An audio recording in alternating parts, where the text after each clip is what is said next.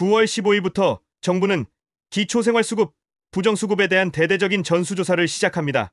단순히 조사를 시작하는 것을 넘어 부정수급 사실을 신고하면 무려 최대 2,600만 원이라는 역대급 포상금이 지급된다는 소식까지 함께 전해져 많은 분의 관심이 집중되고 있습니다.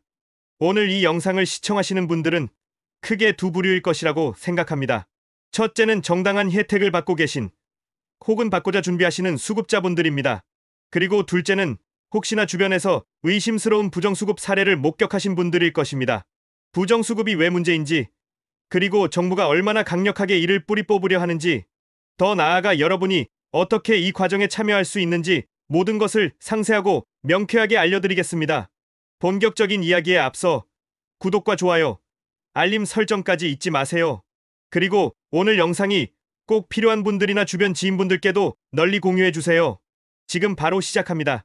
가장 먼저 많은 분이 가볍게 생각할 수도 있는 부정수급이라는 행위가 이제는 얼마나 심각한 범죄로 다루어지고 있으며 그 처벌 수위가 얼마나 강력해졌는지부터 말씀드리겠습니다.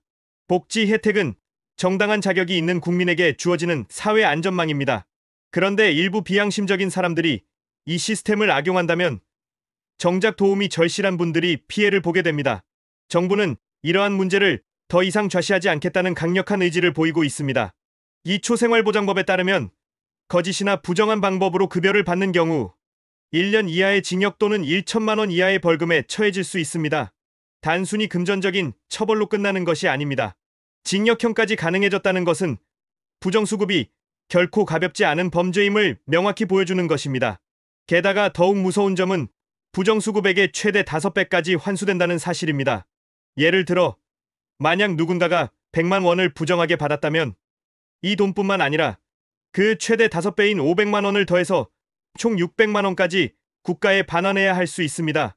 상상했던 것보다 훨씬 더 큰 손해를 입게 되는 것입니다. 이렇게 강화된 처벌은 정당한 수급자들에게는 안심을, 부정행위를 계획하는 이들에게는 엄중한 경고를 보내고 있습니다. 그런데 처벌이 강해진 것보다 더 중요한 변화가 있습니다. 그것은 바로 이제 부정수급을 저지를 수 있는 빈틈이 거의 사라졌다는 점입니다. 과거에는 소득이나 재산을 숨기는 것이 비교적 쉬웠다고 생각할 수 있었지만 이제는 세상이 완전히 달라졌습니다.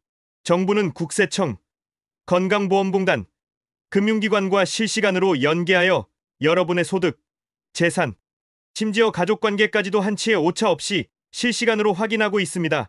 이것이 끝이 아닙니다.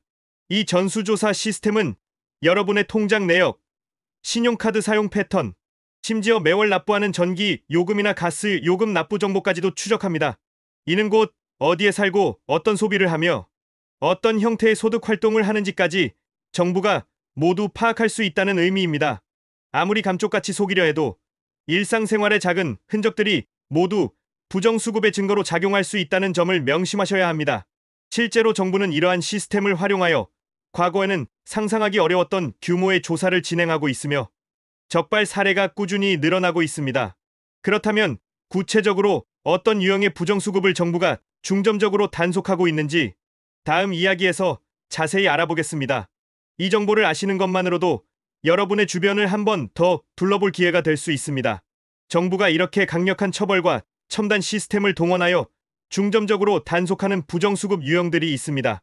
흔히 이 정도는 괜찮겠지 하고 가볍게 생각하기 쉬운 부분들도 엄연한 부정수급에 해당하며 적발 시 큰 불이익을 받을 수 있습니다. 지금부터 대표적인 유형들을 자세히 설명해 드리겠습니다. 첫 번째는 바로 소득 은닉입니다. 일을 하고 있으면서 소득 신고를 아예 하지 않거나 실제 소득보다 훨씬 적게 신고하여 복지급여를 계속 받는 경우입니다. 예를 들어 건설 현장에서 일당을 받거나 식당에서 파트타임으로 일하면서 현금으로 임금을 받는 경우, 또는 개인 사업을 하면서 카드 매출은 신고하지만 현금 매출을 누락시키는 행위가 모두 여기에 해당합니다. 과거에는 이러한 소득 흐름을 파악하기 어려웠지만 이제는 간이 세금 신고, 내역이나 건강보험 가입 여부, 심지어 소득과 연관된 금융거래 패턴 분석을 통해 쉽게 드러납니다. 온라인에서 개인 간 중고 거래를 하거나 간단한 부업으로 소액의 돈을 버는 것조차도 반복적으로 이루어지면 소득으로 인정되어 문제가 될 수 있다는 점을 유의하셔야 합니다. 두 번째는 재산 은닉입니다. 주로 부동산이나 차량 같은 재산을 자녀나 다른 가족 구성원의 명의로 등록해 숨기는 유형입니다. 예를 들어 아파트를 소유하고 있지만 명의만 자녀 이름으로 돌려놓거나 고가의 차량을 배우자나 형제자매의 명의로 구매하여 사용하는 경우 등이 있습니다. 정부는 등기부등본 확인은 물론 자동차 등록 정보, 그리고 명의자와 실제 사용자의 관계, 차량 보험 가입 내역 등을 종합적으로 분석하여 이러한 편법을 밝혀냅니다. 실제로 자녀가 소유한 주택에 거주하는 부모님이 주거급여를 받는 경우도 재산 은닉으로 분류될 수 있으므로 주의해야 합니다. 세 번째는 가구원 변동 미신고입니다. 가장 흔하면서도 심각한 유형 중 하나는 위장 이혼 후에도 실제로는 함께 살면서 부부 가구의 수급액이 아닌 단독 가구나 한부모 가구 명목으로 더 많은 급여를 받는 경우입니다. 이들은 주민등록상 주소만 분리해 놓지만 전기요금, 수도요금, 가스요금 등 공과금 납부 내역이나 통신 사용 기록 등을 통해 실제 거주 형태를 추적하면 쉽게 드러납니다. 심지어 아이들의 학교 통학 경로, 가족 모임 참석 여부까지도 조사 대상이 될 수 있습니다. 네 번째는 사실혼 미신고입니다.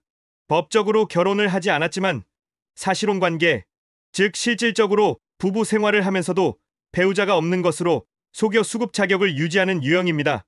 이것 역시 동거인의 소득이나 재산을 숨기는 행위로 간주됩니다. 이 경우에도 위장 이혼과 유사하게 거주지 내의 공과금 패턴이나 서로 주고받은 금융거래 내역, 심지어 이웃들의 증언 등을 통해 사실관계가 파악될 수 있습니다. 이 외에도 허위 임대차, 계약서를 제출하여 임대료를 실제보다 높게 부풀려 신고하거나 의료비 영수증을 조작하여 급여를 타내는 경우도 있습니다.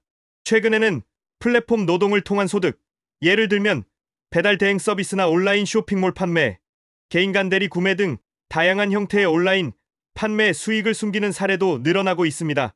이런 모든 행위들은 이제 실시간 모니터링 시스템에 의해 적발될 가능성이 매우 높다는 점을 명확히 말씀드립니다. 정부는 이러한 유형들을 철저히 단속하여 복지 예산이 정말 필요한 곳에 쓰이도록 하겠다는 강력한 의지를 보이고 있습니다. 그렇다면 실제로 이러한 부정수급 사례들이 어떻게 적발되었는지 구체적인 예를 들어보며 얼마나 감시망이 촘촘해졌는지 다음 이야기에서 알아보겠습니다. 이 사례들은 절대로 남의 일이 아님을 깨닫는 계기가 될 것입니다. 앞서 설명해드린 다양한 부정수급 유형들이 실제로 어떻게 적발되고 있는지 몇 가지 구체적인 사례를 통해 알아보겠습니다. 이 사례들은 절대로 만들어낸 이야기가 아닙니다. 실제로 발생했고 적발되어 처벌까지 이어진 경우들입니다. 이러한 사례들을 접하시면 정부의 감시망이 얼마나 촘촘하고 정교해졌는지 분명히 아실 수 있을 것입니다. 첫 번째 사례는 고급 외제차를 타며 기초수급을 받던 경우입니다. 한 기초생활수급자가 고급 외제차를 타고 다니는 모습이 이웃의 눈에 띄어 복지로 홈페이지에 제보되었습니다.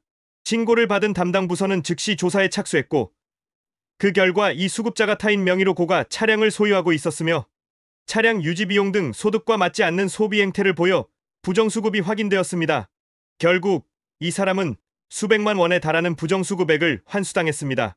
과거에는 단순한 이웃의 제보만으로는 조사에 한계가 있었지만 지금은 제보가 들어오면 관련 금융 기록과 재산 정보를 실시간으로 조회하여 즉각적으로 사실관계를 파악할 수 있는 시스템이 구축되어 있어 이러한 제보 하나하나가 큰 적발로 이어지고 있습니다. 두 번째 사례는 위장 이혼 후 맞벌이하며 수급을 받던 부부입니다. 한 부부가 기초생활수급자 신청을 위해 위장 이혼을 했습니다. 서류상으로는 남남이지만 실제로는 같은 집에서 생활하며 각자 소득 활동을 하고 있었습니다. 하지만 이들의 부정수급은 오래가지 못했습니다. 담당 부서는 이들의 주민등록상 주소와 실제 거주지를 파악하기 위해 전기, 수도, 가스요금 납부 내역을 집중적으로 분석했습니다. 이 부부는 공과금을 계속 한 명이 납부하고 있었고 두 사람의 신용카드 사용 패턴이나 휴대폰, 통화 기록 등에서도 동일 생활권에서 이루어지는 모습이 포착되었습니다. 결국 이들은 위장 이혼 사실이 발각되어 부정수급으로 처벌받게 되었습니다.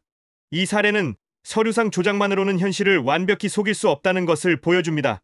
세 번째 사례는 온라인 쇼핑몰 운영 수익을 숨기고 수급을 유지한 경우입니다. 한 40대 남성은 온라인 쇼핑몰을 운영하며 꾸준히 수익을 올리고 있었지만 이 소득을 숨기고 무려 26개월 동안 기초생활수급을 계속 받았습니다. 이 남성의 경우에도 그의 온라인 쇼핑몰 판매 활동과 관련된 금융거래 내역, 그리고 그가 이용하던 배송 서비스 내역 등을 추적하여 소득 은닉이 밝혀졌습니다. 결국 이 남성은 징역 6개월의 집행유예 2년, 그리고 사회봉사 80시간이라는 중형을 선고받았습니다. 이는 단순한 환수를 넘어 형사처벌까지 이어진 대표적인 사례이며, 시대의 변화에 따라 새롭게 나타나는 소득 형태에 대해서도 정부가 면밀히 감시하고 있음을 보여줍니다. 이러한 사례들을 보시면 이제는 정말 어떻게든 숨길 수 있겠지라는 안일한 생각은 통하지 않는다는 것을 아실 수 있습니다. 정부는 앞서 말씀드린 국세청, 건강보험공단, 금융기관 외에도 각 통신사와의 연계까지 확대하여 주민등록상 주소와 실제 거주지가 다른 경우를 전기통신 요금 납부지로 추적하고 있습니다. 실시간 모니터링 시스템은 계속해서 발전하고 있으며 그물망처럼 촘촘해지고 있습니다. 단속 시스템은 더욱 정교해지고 있으며 부정수급은 결코 발각되지 않을 수 없는 위험한 행위임을 다시 한번 강조합니다. 이렇게 엄정하게 대처하는 부정수급, 혹시라도 여러분 주변에서 의심스러운 사례를 알고 계시다면 어떻게 행동해야 할까요? 다음 파트에서 그 방법을 알려드리며 동시에 여러분에게 주어질 놀라운 보상에 대해서도 자세히 설명해 드리겠습니다. 여러분의 작은 관심이 더 큰 사회적 정의를 실현할 수 있습니다. 부정수급에 대한 정부의 강력한 의지와 처벌 강화 소식을 들으셨다면 이제 우리 모두가 이 문제 해결에 적극적으로 참여해야 할 때입니다. 정부는 사회복지 예산이 새는 것을 막고 진정으로 도움이 필요한 이들에게 혜택이 돌아가도록 하기 위해 여러분의 적극적인 제보를 장려하고 있습니다. 그리고 그 참여에 대한 확실한 보상까지 약속하고 있습니다. 바로 부정수급을 신고하면 적발 금액의 최대 30%까지 포상금이 지급된다는 소식입니다. 이 포상금은 부정수급액을 환수하여 국고로 회수된 금액의 일정 비율을 신고자에게 돌려주는 형태로 지급됩니다. 예를 들어 만약 2천만 원의 부정수급을 신고하여 그 사실이 적발되고 환수까지 이루어진다면 신고자는 최대 600만 원의 포상금을 받을 수 있는 것입니다. 놀라운 사례도 있습니다. 지난해에는 실제로 수천만 원 규모의 부정수급을 신고하여 무려 2,600만 원의 포상금을 받은 사례도 존재합니다. 물론 모든 신고가 이처럼 큰 포상금으로 이어지는 것은 아니지만 평균적으로 약 100만 원 수준의 포상금이 지급되고 있습니다. 중요한 것은 단순히 금액을 떠나 우리 사회의 공정한 복지 시스템을 지키는데 직접 기여한다는 자부심을 가질 수 있다는 점입니다. 이러한 포상금 제도는 단순히 부정행위를 처벌하는 것을 넘어 시민들의 감시와 참여를 통해 복지 시스템의 투명성을 높이는데 크게 기여하고 있습니다. 그렇다면 혹시 주변에서 의심스러운 부정수급 사례를 목격했을 때 신고 방법은 생각보다 간단하고 다양합니다. 가장 편리한 방법은 복지로 홈페이지나 복지로 모바일 앱을 이용하는 것입니다. 앱을 다운로드 받으시거나 홈페이지에 접속하시면 부정수급 신고 메뉴를 쉽게 찾으실 수 있습니다. 또한 전화를 통한 신고도 가능합니다. 보건복지상담센터 국번 없이 129번으로 전화하시면 친절한 안내를 받으실 수 있습니다. 인터넷 사용이 어려우신 분들은 가까운 주민센터에 직접 방문하여 상담하고 신고하는 방법도 있습니다. 담당 공무원의 도움을 받아 구체적인 내용을 작성하고 제출할 수 있습니다. 이때 가장 중요한 것은 구체적인 증거입니다. 막연한 의심만으로는 신고가 진행되기 어렵습니다. 사진, 영상, 그리고 직접적인 증언 등 객관적이고 구체적인 증거가 있을 때 더욱 신속하고 정확한 조사가 이루어질 수 있습니다. 예를 들어 부정수급으로 의심되는 사람이 실제 거주지와 다른 곳에서 발견된 사진이나 영상, 혹은 소득 활동을 하고 있다는 명확한 증거 자료 등이 큰 도움이 됩니다. 마지막으로 신고자의 신분은 법적으로 철저히 보호된다는 점을 강조합니다. 신고를 이유로 어떠한 불이익도 받지 않도록 관련 법규에 명시되어 있으며 신고 내용에 대한 비밀 또한 철저히 보장됩니다. 그러니 걱정하지 마시고 공정한 사회를 위해 용기를 내어 신고에 동참해 주시기를 간곡히 부탁드립니다. 여러분의 신고가 이웃의 불평등을 해소하고 복지 제도의 사각지대를 메우는데 결정적인 역할을 할 수 있습니다. 오늘은 기초생활수급, 부정수급에 대한 정부의 강력한 의지와 함께 강화된 처벌과 포상금 제도에 대해 자세히 알아보았습니다. 부정수급은 이제 더 이상 숨기기 어렵고 적발 시 상상 이상의 불이익을 감수해야 하는 심각한 범죄임을 분명히 말씀드렸습니다. 또한 여러분의 작은 관심과 용기 있는 신고가 공정한 사회를 만드는데 얼마나 큰 기여를 하는지도 강조했습니다. 이 영상을 통해 복지 제도의 투명성이 얼마나 중요한지 다시 한번 생각하는 계기가 되었기를 바랍니다. 정당한 자격을 가진 이들이 충분한 혜택을 받고 불법적인 행위는 발붙이지 못하는 사회를 만드는 것은 우리 모두의 몫입니다. 여러분 주변에 혹시라도 부정수급이 의심되는 사례가 있다면 외면하지 마시고 복지로 홈페이지나 앱, 129번 전화 또는 주민센터를 통해 신고해 주세요. 여러분의 행동이 곧 정의를 실현하는 길입니다.